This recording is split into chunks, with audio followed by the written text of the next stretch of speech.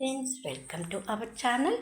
ఈరోజు మనము కోహినీరు వజ్రం గురించి కొన్ని విషయాలు మనం తెలుసుకుందాం. కాకతీయుల పాలన స్వర్ణయుగము అంటారు. ఓరుగల్లును రాజధానిగా చేసుకుని గణపతి దేవ చక్రవర్తి 1199 సంవత్సరం నుంచి 1262 సంవత్సరం వరకు సుదీర్ఘ కాలం పరిపాలించాడు. కళింగ, వేంగి రాజవంశమైన తూర్పు గంగాల నుంచి 13వ శతాబ్దములో కోహినూరు వజ్రము కాకతీయుల చెంతకు చేరింది. వారికి అత్యంత విలువైన ఆస్తులలో ఒకటిగా నిలిచింది. రాణి రుద్రమాదేవి తన తండ్రి నుంచి కోహినూరును వారసత్వంగా పొందింది. ఆమె దానిని తొలుత భద్రకాళీదేవికి అలంకరణ కోసము అంకితం చేయగా, ఆ తరువాత కాకతీయులు ఆ వజ్రాన్ని రాజధాని పరిపాలనా భవనంలో ఉంచి తమ శక్తి ప్రతిష్టకు ప్రతీకగా ఉపయోగించారు. కాకతీయ చక్రవర్తి ప్రతాపరుద్రుడు క్రీస్తు శకం 1310 సంవత్సరంలో ఢిల్లీ సుల్తాన్ పంపిన మాలిక్ కాపుర్తో సంధి చేసుకుని అపారమైన సంపదతో పాటు కోహినూరు వజ్రాన్ని కూడా సమర్పించారు. ఆంధ్రప్రదేశ్ రాష్ట్రంలోని గుంటూరు, ప్రస్తుతం పల్నాడు జిల్లా బెల్లంకొండ మండలం కొల్లూరు గనుల్లో ఓ వితంతువుకు ఆ వజ్రం దొరికిందని గ్రామ పెద్ద ద్వారా గణపతి దేవ చక్రవర్తి కోహినూరు వజ్రాన్ని బహుమతిగా అందుకొని మొదటి యజమాని అయ్యారని ఓ కథనం. అతడు కాకతీయుల ఆరాధ్య దైవమైన శ్రీ భద్రకాళి తర్వాత కాకతీదేవి విగ్రహానికి నుదుటిను అలంకరించి ఆరాధన చేశారని చరిత్ర చెబుతుంది.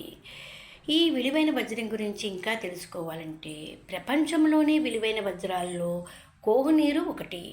కోహినూరు వజ్రం కోసం చరిత్రలో ఎన్నో యుద్ధాలు జరిగాయి. కోహినూరు వజ్రం చరిత్ర చుట్టూ కూడా ఎన్నో వివాదాలు ఉన్నాయి. అయితే భారత్లోని తెలుగు నేలపై దొరికిన ఈ వజ్రము ఎన్నో రాజవంశాల చేతులు మారింది. చివరికి భారత్ నుంచి బ్రిటన్ చేరుకుంది. అక్కడ రాజకుటుంబానికి వారసత్వ సంపదగా మారింది. కోహినూరు వజ్రాన్ని తిరిగి భారత్కు అప్పచెప్పాలని భారత ప్రభుత్వం గట్టిగా డిమాండ్ చేసింది. అలాంటి కోహినూరు వజ్రం తెలుగు నేలపై ఎక్కడ దొరికింది, ఇది బ్రిటన్ ఎలా చేరింది వంటి వివరాలని మళ్ళీ మనం తెలుసుకుందాం. వివాదాస్పద చరిత్ర కలిగిన కోహినూరు వజ్రము మూలాలు మిస్టరీగానే ఉన్నాయి. కోహినూరు వజ్రము సృష్టి, దాని ప్రారంభం, చరిత్ర చుట్టూ అనేక కథనాలు ఉన్నాయి. కోహినూరు అనేది పర్షియన్ పదము. భాషాపరంగా కోహ్-ఈ-నూర్ అని రాయబడింది.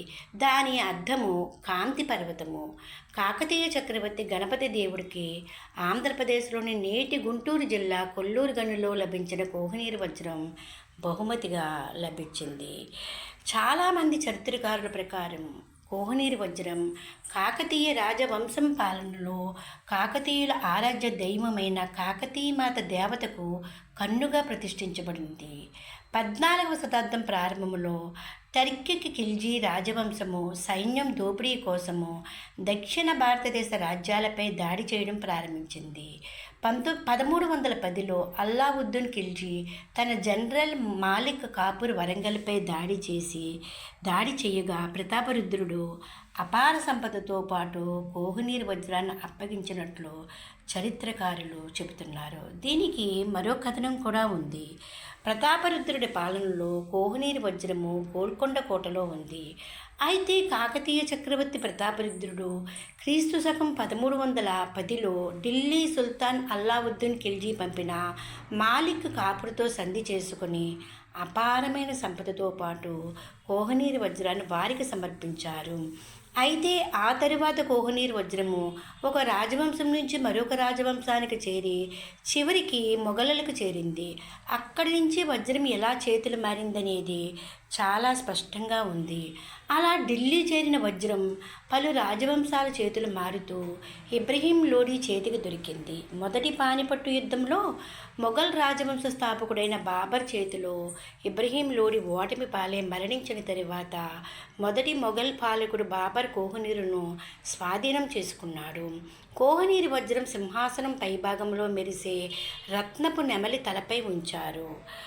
1739లో పర్షియన్ పాలకుడు నాదిర్ షా మొఘల్ సామ్రాజ్యంపై దండెత్తి వారిని ఓడించాడు. అప్పుడు ఢిల్లీని దోచుకున్నాడు.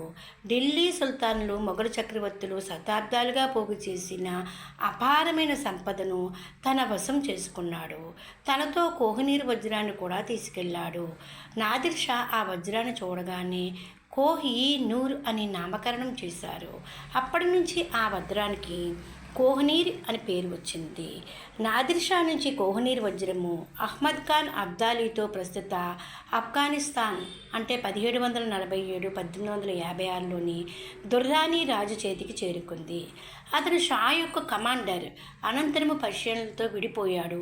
తన ఆధీనంలో ఉన్న కోహినూర్తో అతడు 1747లో ఆఫ్ఘన్ ప్రజలందరికీ పాలకుడిగా పట్టాభిషిక్తుడయ్యాడు. అహ్మద్ షా అబ్దాలీ పేరును స్వీకరించాడు. అతడు 1747లో మొదటి ఆధునిక ఆఫ్ఘన్ రాజ్యాన్ని స్థాపించాడు.